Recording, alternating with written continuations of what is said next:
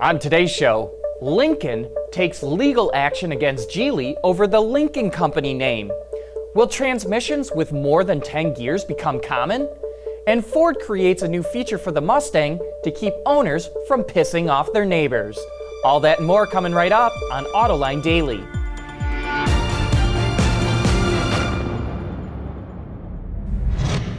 This is Autoline Daily, the show dedicated to enthusiasts of the automotive industry. Last year, Chinese automaker Geely, which owns Volvo, created a new upscale luxury brand called Lincoln Company.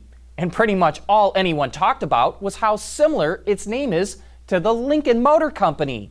And it looks like the top brass at Ford also took notice. Bloomberg reports that the automaker is taking legal action alleging Geely infringed on its trademark and the name will confuse customers. Last month, the U.S. Patent and Trademark Office granted Ford an extension until mid-November to fight the name. Geely declined to comment. Remember, Ford is the only company we know of who has had legal success against a Chinese automaker for infringing on a trademark when JAC copied the F-150. Autoline learned that you have to go through the proper trademark channels in China to be protected. I wonder if it went through the same channels with the Lincoln brand name. Honda reported its latest quarterly earnings, and the results are pretty good. The automaker sold 1.3 million vehicles, which is almost 5% higher compared to last year. The company's revenue jumped 7% to $33 billion, thanks to improved motorcycle sales and favorable foreign currency exchanges. Its operating profit of $2.4 billion is a slight gain compared to the year before, and its net profit rose nearly 20% to just under $2 billion. But despite the strong results, Honda is forecasting that its operating and net profits for the entire year will drop compared to the year before. And hey, be sure to check out our coverage of the Center for Automotive Research's annual Management Briefing Seminars. John is attending that conference and is interviewing a number of executives from automakers and suppliers to learn where this global industry is headed. Just go to Autoline.tv to watch the interviews, and we'll be posting new ones throughout the day today and tomorrow. Still to come, while most of the world is rejecting diesels, Australians are snapping them up.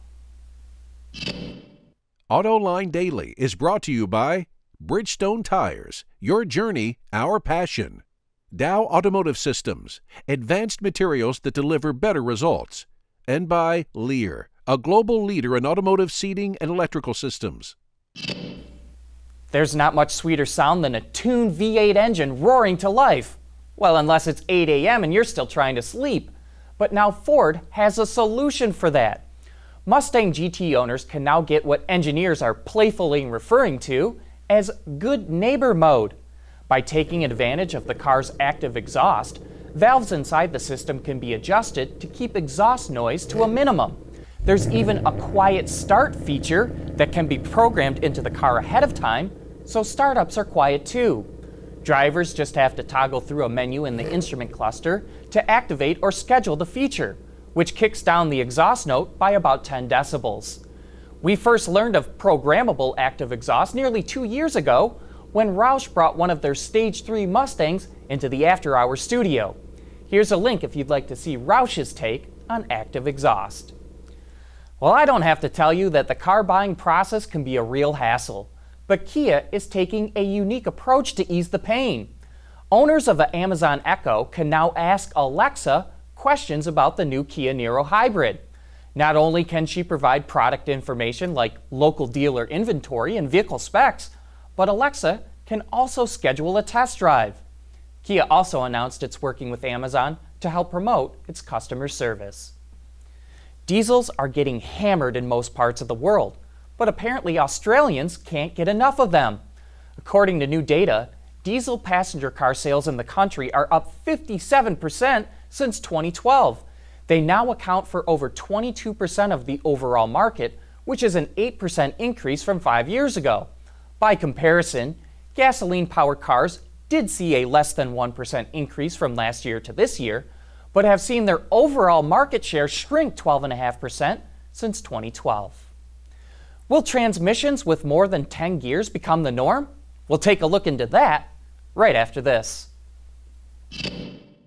Bridgestone's new Ecopia Plus tires are fuel efficient and engineered to give you 20 extra miles per tank. 20 extra miles? Good, because usually I have to stop and fill up there.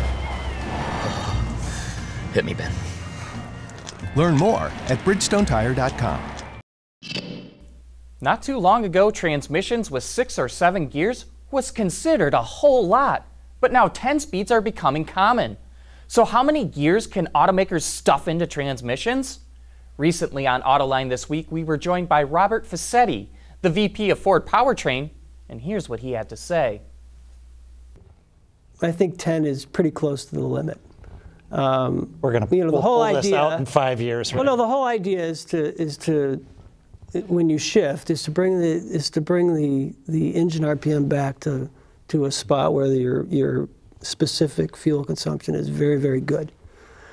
And then if you're doing that throughout the RPM range, you know, 10 different times, that's pretty darn good. But at more than that, you have to add bits, you have to add gears, you have to add hydraulics, and so then it's a diminishing return game. So as you go from 4 speeds to 5 speeds, that's a 20% increase in span. Right. But when you go from 10 to 11, it's a 10% increase. So that's how you'd have to look at it. Yeah. If you'd like to learn more about Ford Powertrain, you can watch that entire show right now on Autoline.tv, or you can find it on our YouTube channel. That's it for today. Thanks for watching, and thank you for making Autoline Daily a part of your day.